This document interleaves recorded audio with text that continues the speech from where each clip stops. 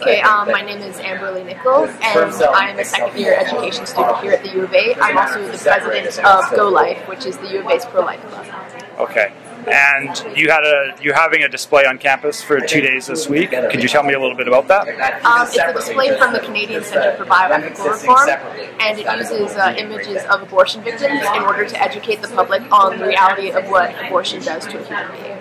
Okay, and this has been a fairly controversial display. A group of students have been protesting outside for the last 2 days, claiming that your display violates the university safe space policy. I've heard that they're concerned that people are maybe emotionally triggered by the images that they see, or that the images are too graphic but not subject to, or but not encouraging debate about the issue.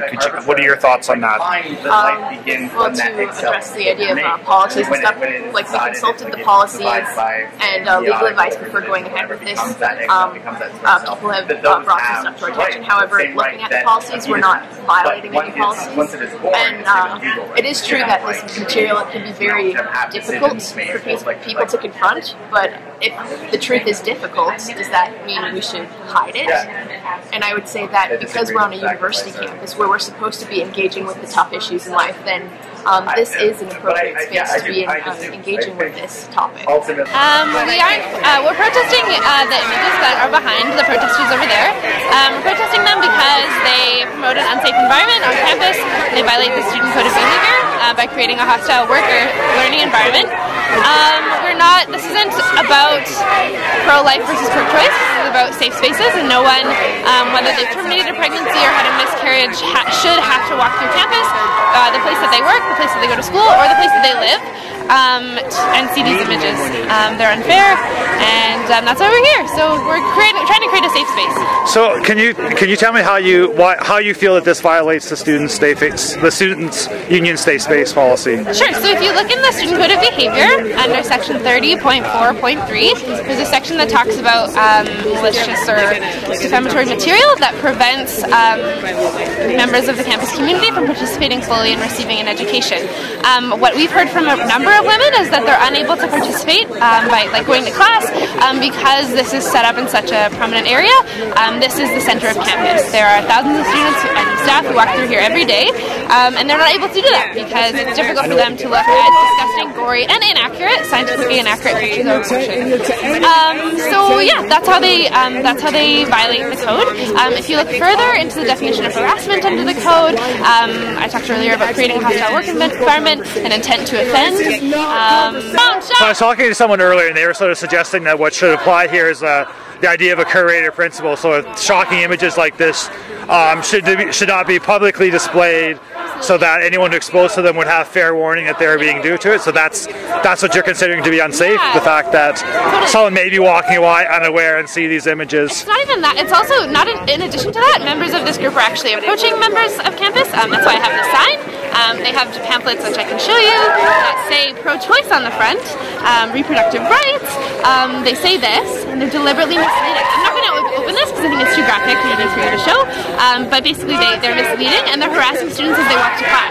So in addition to the images being difficult to see, these members, the member of Go Life are actually approaching and harassing students, which is against the solicitation policy, and there could be fines involved against them for doing that.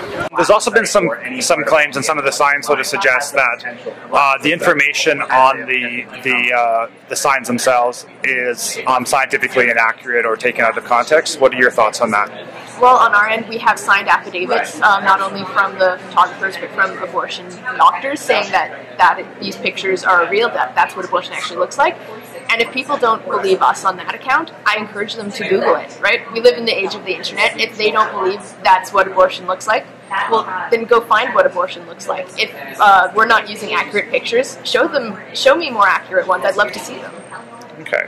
And there's also sort of been the claim, one person was sort of saying that they were concerned about sort of mental health issues, insofar as that if mental health on campus was a priority, that placing this display in public in a well-traveled area that students may have to travel, as opposed to some place that was sort of, I heard suggestions of being in a tent or being off in a separate display like an art gallery or something like that. Why is that not a road that you chose to follow with your group? The reason that we've chosen to do this out in the open in a public space is because we believe that abortion is a public issue. It's an issue that we have to engage with society, and so it's a very difficult issue, absolutely, which is why a lot of people don't want to go out of their way to engage with it. And so by bringing the discussion to the public, we're able to deal with it in the public sphere. And like you mentioned, like these images absolutely can be difficult for some people to see, particularly people who've had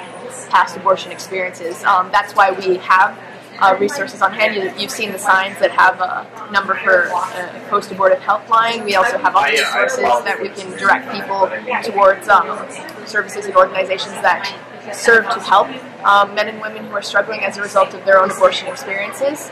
However, just because a topic is difficult, does that mean we should not engage with it, particularly with a topic as important as abortion? Well, I don't want to comment on the morality of abortion, but I feel like they shouldn't have these bloody images in the middle of quad because everyone passes through here. So I think they should like keep them in a room or something so people have the choice to decide whether they want to go in and see these images. And yeah, I just find it really unfair that these images are here. I mean, there are people who actually get really upset by these images. My name's Amberlee. I came out here today because even though like debate is great and anyone can be pro-choice or pro-life, this is not the way to go about it. It's not good to shock people and scare people into believing what you want. I think it's more important to educate and have safe contraceptives and good sex education, and that's the only way that you can lower abortion rates. Taking away abortion does no way lessen abortion rates. If anything, it only increases it, and it'll be unsafe procedure. So I'm just here to fight for reproductive rights, for human rights, and that's a major, it's close to my heart. Okay, and what are your thoughts about the claims that have been made that these graphic images in a central location on campus is creating an unsafe space for students? I completely agree. People shouldn't be forced to see these photos. It should be set up in a classroom where people can decide if they want to go view them, and if not, they don't have to. But in the middle of quad, where people are walking to class and have to get to class in 10 minutes, they have to run across campus, there's no way they can avoid quad. It's like an important part of our campus, and to tell them they have to avoid it and that they shouldn't, if they don't want to see it, don't come by, that's not realistic, and it's not right.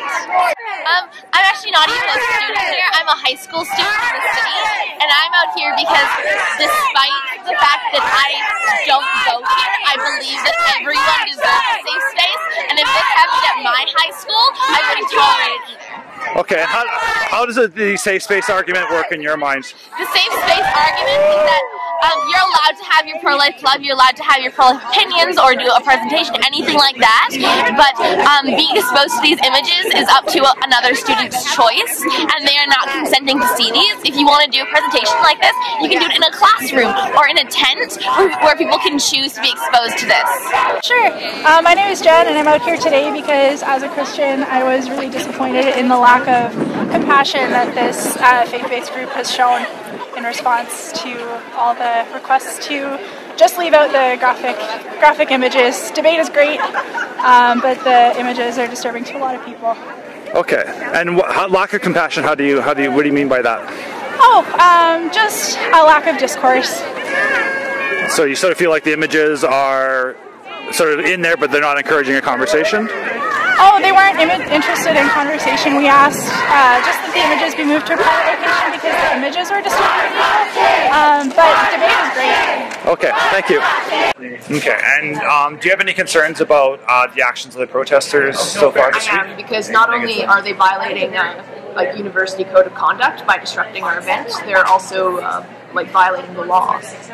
And so, you mentioned debate earlier. I'd love to have respectful debate. A big part of the display is that we want to have a conversation with people. We want to ask people what they think about the issue and dialogue with them on that. However, how can we do that if the other side is standing in front of our display and shouting us down? Right? We want to talk to them, we want to dialogue with them, but if they're refusing to engage with us, then how can we have a conversation? Okay. And do you think that, because because I have lots of shots of this, so they have their barriers and their signs up there, sort of trying to obscure the images of the. Do you think this is violating your freedom of expression? It is. It is. Like I said, they're going against school policy. They're going against legalities.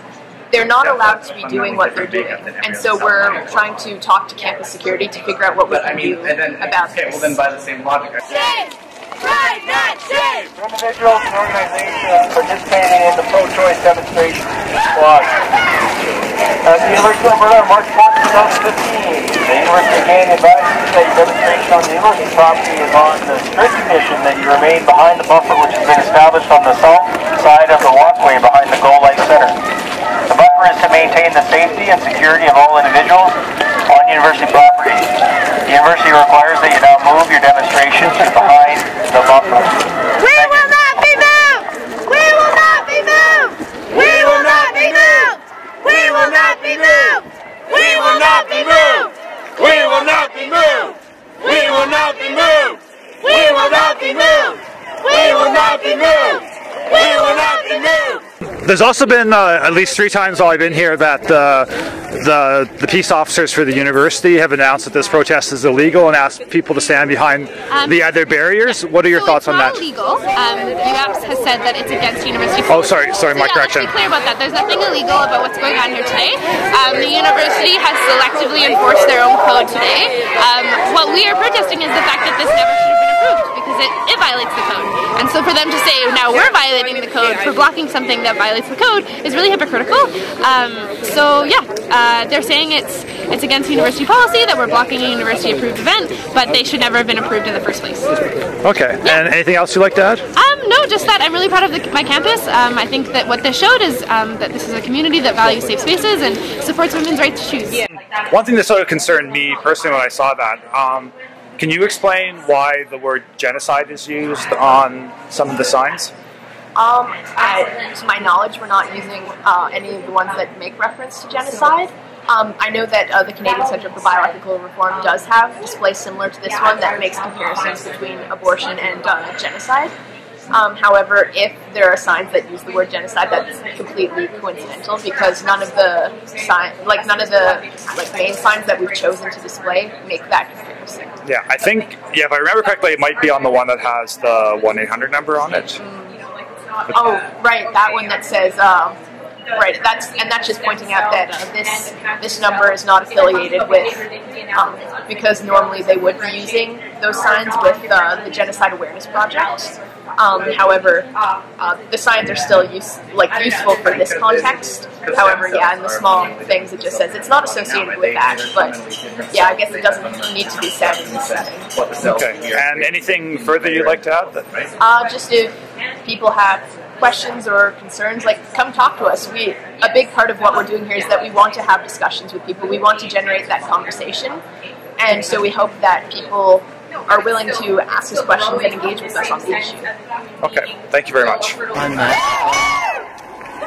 The reason I'm here is because regardless of opinion or freedom of speech and stuff, I think both are important, but I think that a display like this it's in a way, it's invasive, and it is damaging to the mental health of people who might have had abortions, and because abortion is so stigmatized in society, have been negatively impacted for exercising their right to choose.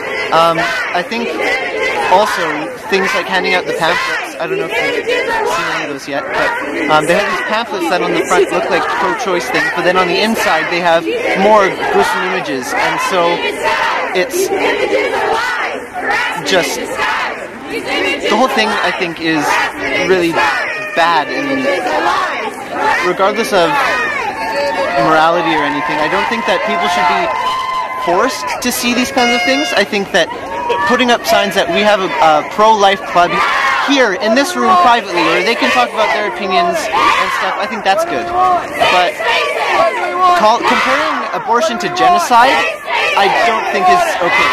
They have the the hotline for the Genocide Awareness Project, which I don't know how genocide and abortion are even related, if that makes sense. Yeah, okay. So the evasiveness is the fact that this is a central location in campus and the images are prominently displayed, so students who may be concerned about seeing the images wouldn't really have a choice to not see them? Yeah, or they'd have to go like completely all the way around, but the point of quad is for it to be like a main thing, and so for people having to purposely go out of their way to avoid something for their own mental health, I think that's the main issue here. Okay, thank you. Take it down, take it down, take it down, take it down. Take it down, take it down, take it down, take it down.